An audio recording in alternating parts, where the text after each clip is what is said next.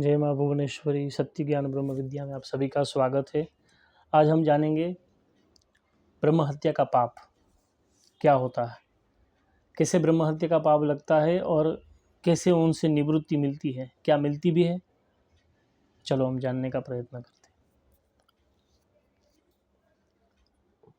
त्वष्टा ऋषि जो थे उनका एक पुत्र था, त्वष्टा ऋषि का, उनका नाम था त्रिशंकु, जिनको त्रिशिरा भी कहा जाता है।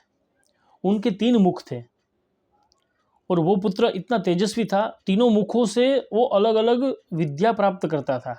और तीनों मुखों से, एक मुख से वो वेद विद्या का अध्ययन करते थे, एक मुख से वो तंत्र विद्या का भी अध्ययन करते थे, उतना नॉलेज था। और तीसरा जो मुख था उससे वो सभी प्रकार की आसुरी विद्या का भी उनको नॉलेज था। इतने वो तपस्वी थे, ज्ञानवान थे। लेकिन वो त्रिशिरा जो थे, त्वष्टा ऋषि ने उनको कहा कि बेटा, तुम्हें अगर जीवन में सक्सेसफुल होना है तो तुम्हें तप करना पड़ेगा। तो वो तप करने के लिए बैठ गए। इतना तप किया तो इंद्र महाराज ने देखा कि अगर ये ऋषि इतना तप कर रहे हैं, अगर उनको भगवान प्रसन्न हो गए और अगर उन्होंने मेरा सिंहासन मांग लिया, इंद्रासन, तो फिर मैं क्या करूँगा। उनको ऐसा हुआ मन में। तो इसीलिए वो उनके तप को भंग करने के लिए आए। बहुत प्रयत्न कर लिया, कुछ नहीं हुआ। फिर वो खुद आए नीचे और उन्होंने देखा कि अब कुछ भी करके इनके तप को भंग नहीं किया जा सकता। तब उन्होंने खड्ग निकाला और त्रिशिरा का जो सिर था वो धड़ से अलग कर दिया। इसी के कारण, इसी के चलते इंद्रदेव को ब्रह्म हत्या का पाप लगा। अब वो पाप लगा तो इंद्र महाराज स्वर्ग को छोड़कर चले गए मानसरोवर, कमल के अंदर बैठ गए छोटा स्वरूप लेकर, ताकि ब्रह्म हत्या उनको स्पर्श न कर पाए। लेकिन ब्रह्म हत्या तो आप पाताल में जाओ या स्वर्ग में जाओ, कहीं पे भी ब्रह्म हत्या का पाप लग ही जाता है। तो ब्रह्म हत्या का उनको पाप लगा। उनके शरीर में छेद हो गए, सहस्त्र योनि हो गए उनके शरीर के अंदर, सभी जगह पे छेद छेद छेद छेद हो गए उनके शरीर के अंदर। तो वो इंद्र महाराज पश्चाताप कर रहे थे बाद में। तो मानसरोवर के यहाँ पे कमल की जो होती है, जहाँ से ब्रह्मा जी की कैसे कमल के अंदर उत्पत्ति हुई, तो उस कमल के अंदर छोटा स्वरूप लेकर वो बैठ गए। तो सभी देवताओं ने देखा कि हमारे राजा तो दिख नहीं रहे, कहाँ पे गए हैं। सबको फिर मालूम हुआ और सब ने सोचा कि ये ब्रह्म हत्या का निवारण कैसे हो पाएगा। लेकिन भगवान ब्रह्मा जी के पास गए सब लोग, फिर नारायण जी के पास गए और सभी ने, देवताओं ने कहा, नारायण ने कहा कि ये ब्रह्म हत्या उनको लगी है, लेकिन उनका कोई प्रायश्चित नहीं होगा। ये आपको 4 जगह पे इनको बांटना पड़ेगा ब्रह्म हत्या को, तभी इंद्र महाराज इससे मुक्त हो पाएंगे, वरना नहीं हो पाएंगे। तो सबसे पहले ब्रह्म हत्या का जो पाप है, ब्रह्म हत्या का 4 जगहों पे बांटा गया। सबसे पहले बांटा गया पृथ्वी के अंदर, आधा पाप पृथ्वी को दिया। पहले पृथ्वी में गड्ढे नहीं होते थे, लेकिन जैसे ही यह पाप दिया आधा, पृथ्वी के अंदर गड्ढे होने लगे। ये ब्रह्म हत्या का पाप है।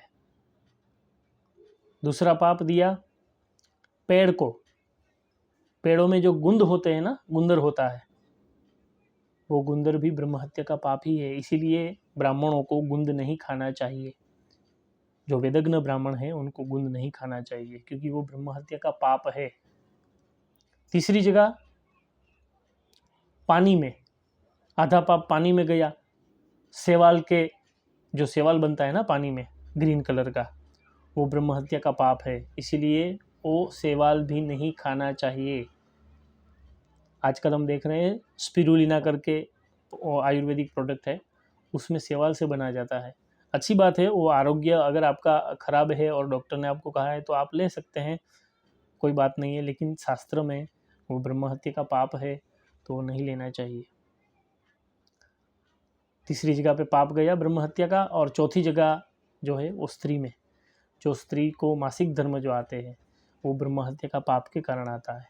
और यह एक लीला भी थी, और अगर ये नहीं होता तो कोई भी स्त्री माँ भी नहीं बन पाती। तो इसीलिए सृष्टि के ये आरंभ में सब हुआ। तो स्त्री में भी जो मासिक धर्म आता है वो ब्रह्म हत्या का आधा पाप है। तो मतलब कहने का तात्पर्य, इसका मतलब कोई बुरा मानने की ज़रूरत नहीं है, ये सिर्फ मैं आपको बता रहा हूँ कि 4 जगहों पे पाप बांटा गया। लेकिन वो भी अच्छे के लिए, भगवान को पता था, वरना भगवान इनका कोई भी उपाय कर सकते थे। जैसे विष निकला, हलाहल विष था वो, तो एक बूंद गिरती तो सब खत्म हो जाता है। ऐसा विष भगवान शिव जी ने क्यों ग्रहण कर लिया? क्योंकि मनुष्य को जिंदा रखना था। हाँ, तो वैसे ही ये जो पाप था ब्रह्म हत्या का, वो भी भगवान अगर कुछ करते तो इनका भी निवारण हो सकता था। कुछ ही किसी और में दे सकते थे, लेकिन स्त्रियों में ही दिया, क्योंकि उनको ये सृष्टि क्रम चलाना था, वरना ये चलता नहीं क्रम, मैथुनी सृष्टि फिर कैसे उत्पन्न होती।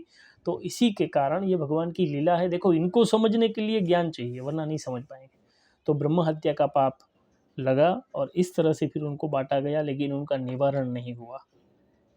तो ब्रह्म हत्या का पाप कैसे लगता है उनको जाने। अगर आपने माता पिता का अपमान किया, उनको घर में नहीं रखा, मार कर निकाल दिया, वृद्धाश्रम में रख दिया, तो भी आपको ब्रह्म हत्या समान पाप लगता है। अपने गुरु का अपमान किया, उनको अपने वाणी से कुछ भी बोला, तो आपको ब्रह्म हत्या का पाप लगेगा। ब्राह्मणों की निंदा की, ब्राह्मणों का अपमान किया, तो भी ब्रह्म हत्या का पाप लगता है। ब्राह्मणों की आजीविका ले ली, गाय को मारा, गाय का वध कर दिया, ये सभी ब्रह्म हत्या का पाप है। और यह ब्रह्म हत्या के पाप से कोई नहीं छूट सकता, उनके लिए बहुत प्रयत्न करने पड़ेंगे, तभी आप शायद छूट पाएँ। इसीलिए कृष्ण भगवान ने अपने बच्चों को समझाया कि बेटा, कुछ भी करना, लेकिन ब्राह्मणों का कभी अपराध मत करना।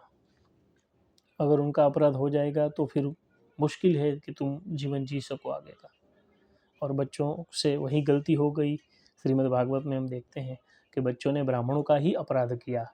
भृगु ऋषि, सभी तपस्वी ऋषि मुनि बैठे हुए थे, वहाँ पे जाकर मस्ती की सभी ऋषि मुनियों की। कहा, इनके उदर में क्या है, बच्चा होगा या बेटी होगी, ऐसा पूछा। भृगु ऋषि ने आंख बंद कर देख लिया कि आप तो भगवान के बच्चे हैं, फिर आप हमारी मजाक करने के लिए यहाँ पे आए। जाओ यहाँ से, तुम्हारी कुख में से जो निकलेगा ना, वो तुम्हारे कुल का नाश करेगा। ऐसा श्राप फिर मिला। तो कहने का तात्पर्य यह है, कुछ भी हो जाए, ब्राह्मणों का अपमान नहीं करना है।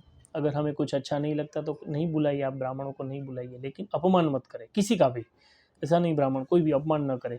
और इस समय के अंदर आपको सावचेत तो अवश्य रहना है, आपको सावधान रहना है।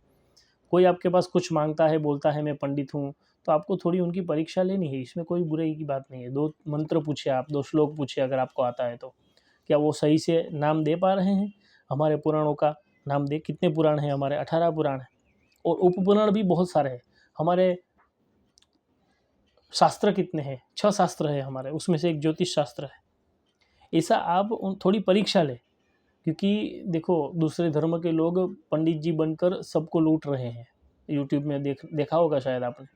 तो इसीलिए आप परीक्षा ले सकते हैं। लेकिन कहने का तात्पर्य यह है कि ब्राह्मणों का, वडीलों का, गुरु का कभी अपराध नहीं करना चाहिए, ना ही कभी अपमान करना चाहिए, और गाय माता का। तो यह ब्रह्म हत्या होती है, इनका कोई निवारण नहीं होता। इनका निवारण करेंगे तो भी बहुत कठिन तप है, तभी इनका निवारण हो पाएगा। तो कहने का तात्पर्य यह है कि यह ब्रह्म हत्या से बचना चाहिए हमें। और इस तरह से ब्रह्म हत्या लगते हैं, और उनका निवारण कभी कभी हो पाता है, और कभी कभी बिल्कुल इनका निवारण नहीं हो पाता, फिर वो ब्रह्म हत्या भुगतनी ही पड़ती है। तो आपको यह वीडियो कैसा लगा, आप हमें बता सकते हैं। ब्रह्म हत्या के बारे में और भी बहुत चीज़ है, लेकिन ये वीडियो फिर बड़ा हो जाएगा। लेकिन धीरे धीरे करके मैं आपको सभी प्रकार का ज्ञान देने का प्रयत्न कर रहा हूँ, और ऐसे ही प्रयास करता रहूँगा। तो बने रहें हमारे साथ। जय श्री कृष्ण, जय माता जी, जय माँ भुवनेश्वरी।